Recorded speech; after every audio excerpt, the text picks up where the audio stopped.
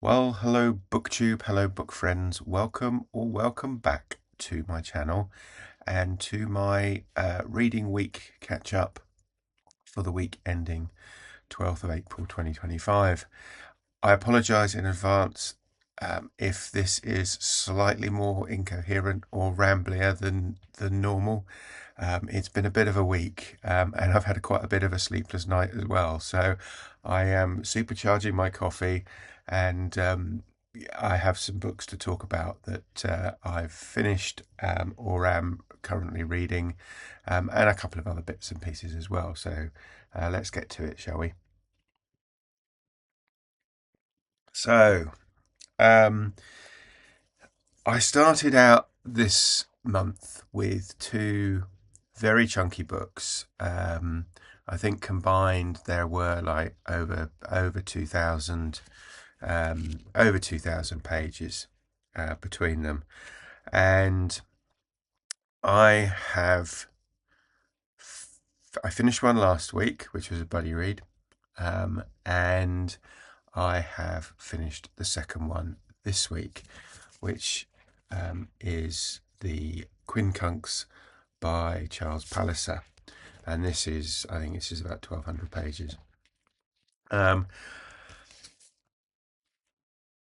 This was Firstly up, this was a recommendation from Nick at Dr. Cranky Pants Reads through his Spines and Sparks series, and he recommended this and a couple of other books to me, and this was his primary recommendation.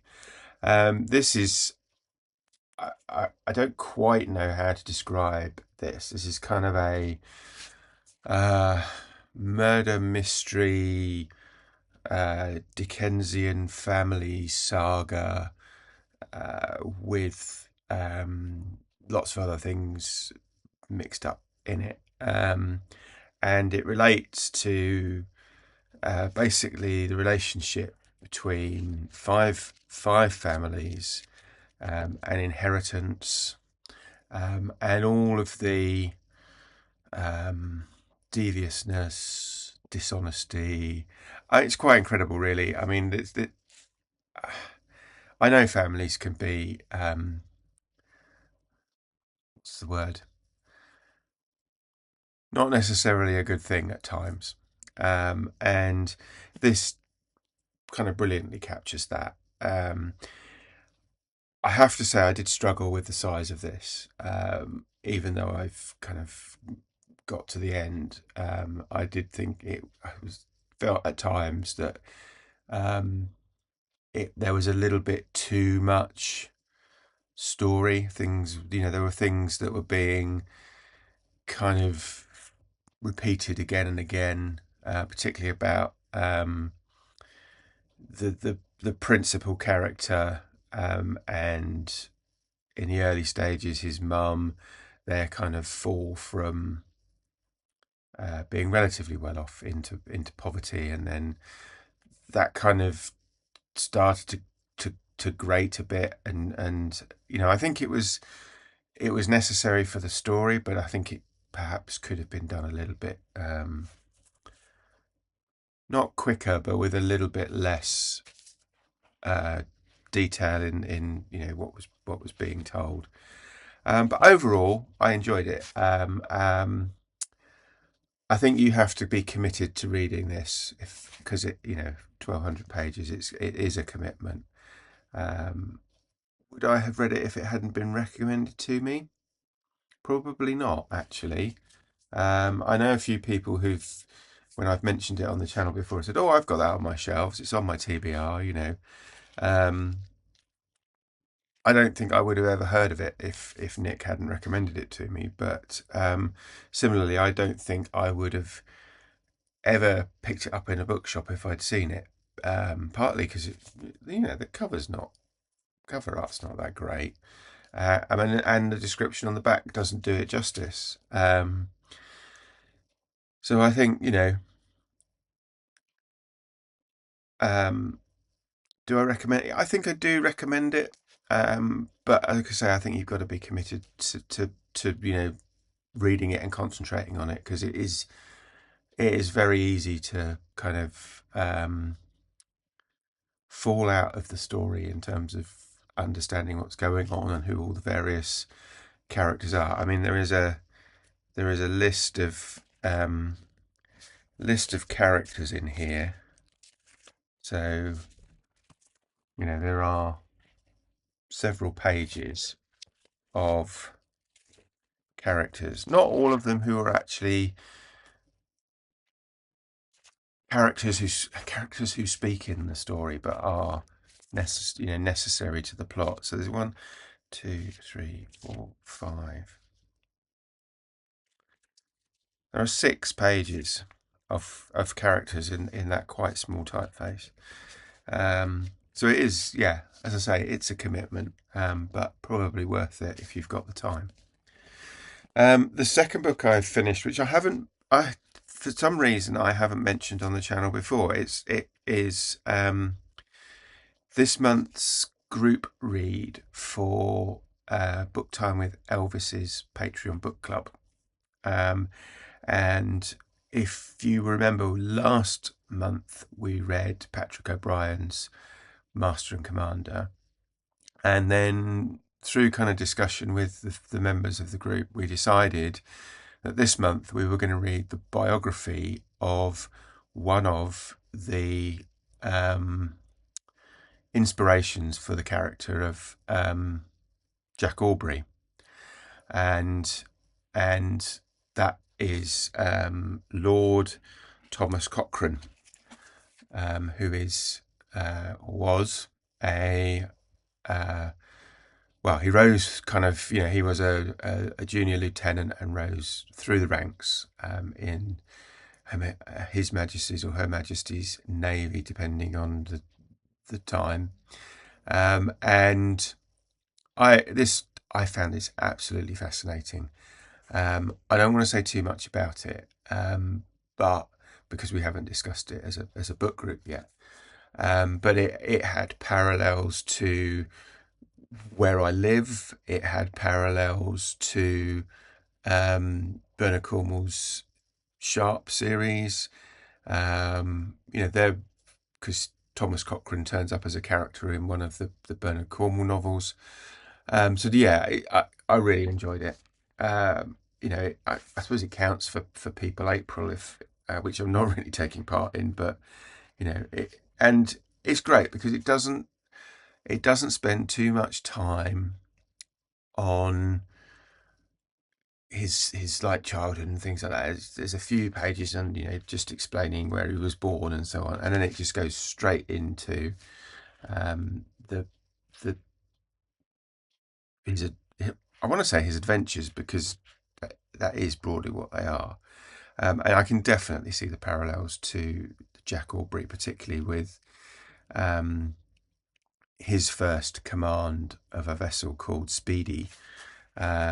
Cochrane's first command is kind of almost straight out of the pages of Master and Commander, or vice versa.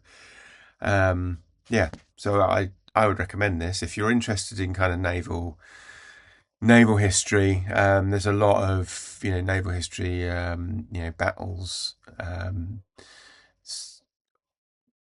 Brilliant book. Really enjoyed it. Then books I'm currently reading.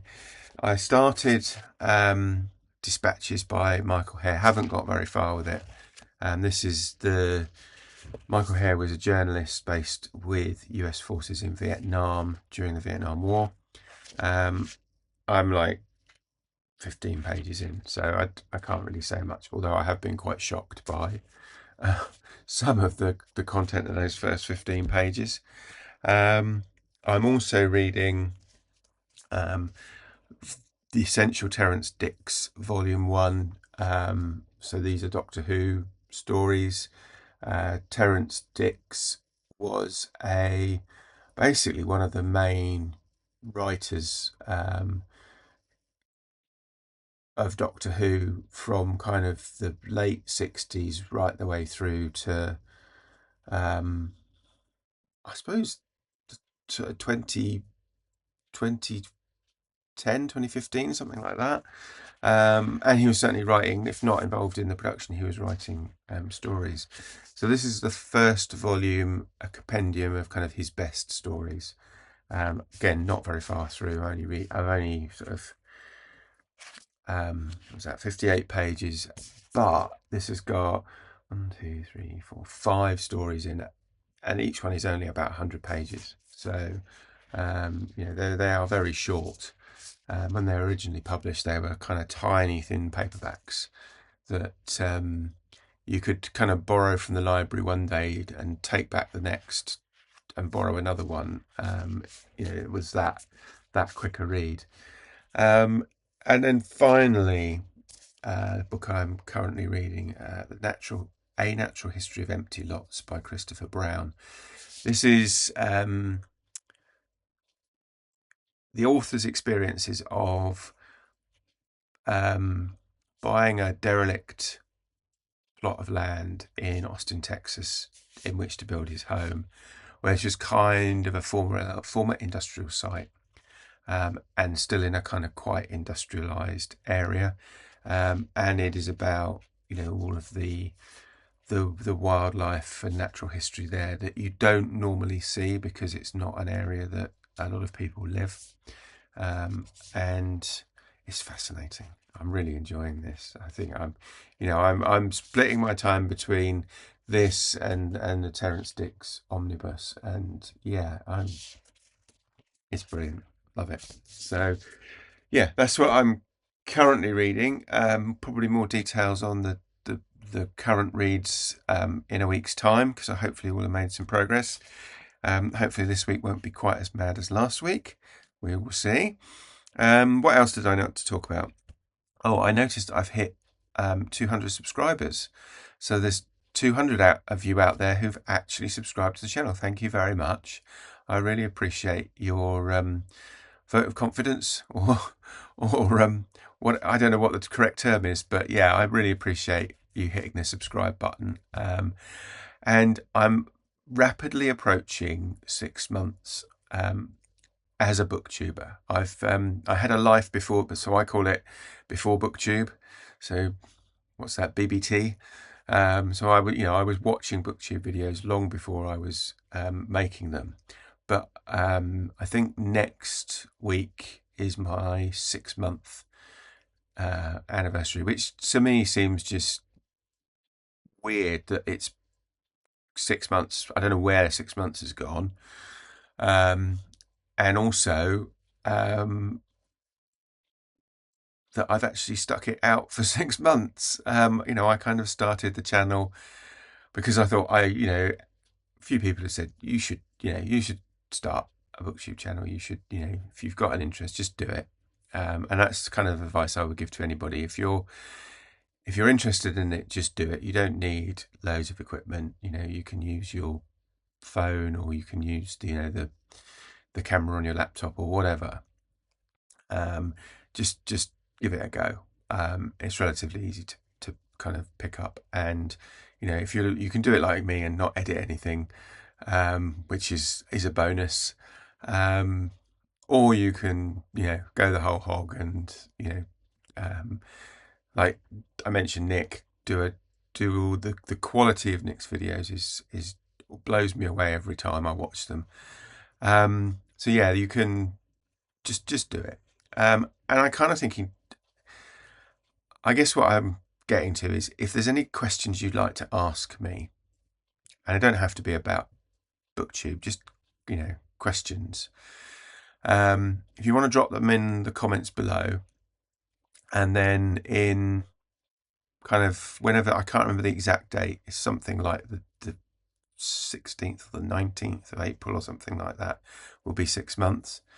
On or around that date, I'll try and do an answer video. I'm not going to do it live. I'll sit and go through the questions if you've got questions. So if you have, leave them in the comments below. I reserve the right, obviously, not to answer anything that's a bit too personal, or that I don't want to talk about. But broadly, anything goes, I think, pretty much. But yeah, I reserve the right to not answer a question. But yeah, that's it. Great. That's my reading week. Let me know what you've been reading in the comments below. Pop those questions in as well. And if you have been, thank you for watching. If you're one of the 200, thank you. And I will speak to you again soon. Take care. Bye-bye.